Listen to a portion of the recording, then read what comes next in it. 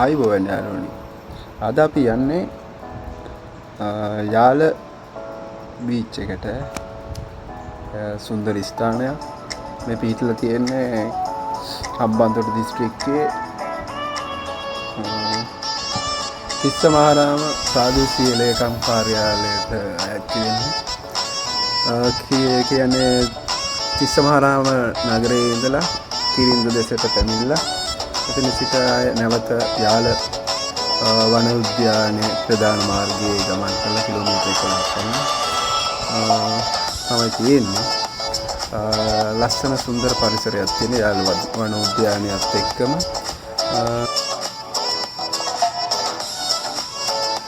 මේ තියෙන යාල වන උද්‍යානයට සංචාරකයන් පැමිණෙනකොට ටිකට් ගන්න ස්ථාන, අවසරපත් ගන්න ස්ථාන, ඒ වගේ සුන්දර ප්‍රදේශයක් යාල ජාතික වන උද්‍යානයට ජීෂන් මාර්ගය.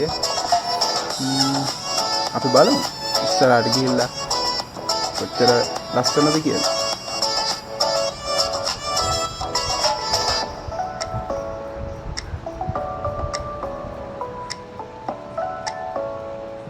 යාල වන උද්‍යානයේ ප්‍රධාන පිවිසුම මේ ස්ථානයේ ඉඳලා දකුණු පැත්තට අපි හරවලා යනවා වැලි පාරක් දිගේ. ඇත්තටම ටිකක් මාරු පාරක්. දෙපැත්තම මනසත්තු ඉන්නවා, අලි ඉන්නවා, ආරක්ෂාකාරීව. ඉතින් අපේ සංචාරය අපි දිගටම කරගෙන යනවා. යා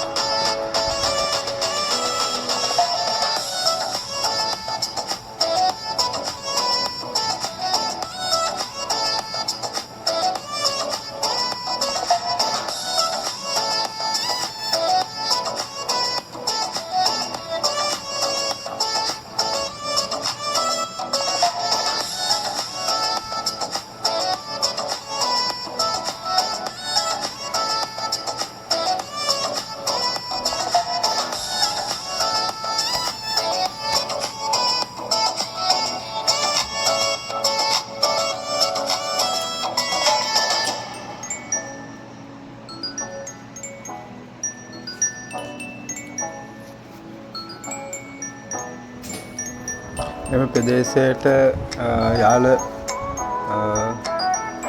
මුහුදුවරල කිව්වට වඩා අමදුව මුහුදුවරල කියලා තමයි ප්‍රචලිත වෙලා තියෙන්නේ. ඒ වගේම මෙම ප්‍රදේශයේ දීවරයෝ දීව රැකියාව සිදු කරනවා. මාළු, පොපිරිස්සන්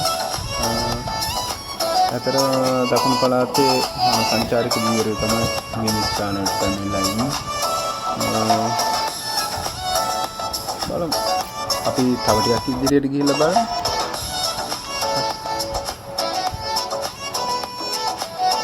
මෙම ස්ථානයට දේශීය සංචාරකයන් වගේම විදේශීය සංචාරකයන් බහුල වශයෙන් පැමිණෙනවා. ඒ වගේම මෙම ස්ථානය දීව රැකියාව නිරත වන වාඩි 50ක් පමණ තිබෙන ස්ථානයක්. අපි මේ පැමිණෙන්නේ මධ්‍යාහ්න ළඟා වන අවස්ථාවක මෙම කාලේ මෙම ප්‍රදේශයට වර්ෂාවක් ලැබෙන්නේ නැහැ. ඒකයි ගොඩක් ප්‍රශ්නේ.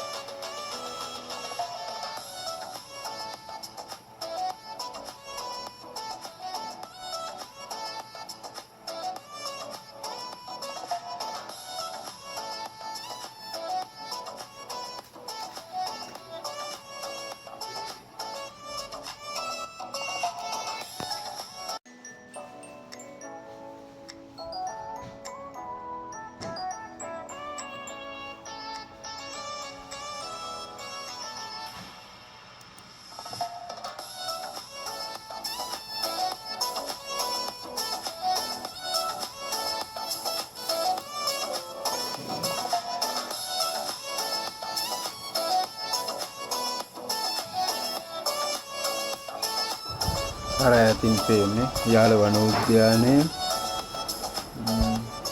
සංචාරකින් සඳහා පමණයි යාමට හැකියාවක් ලැබෙන්නේ.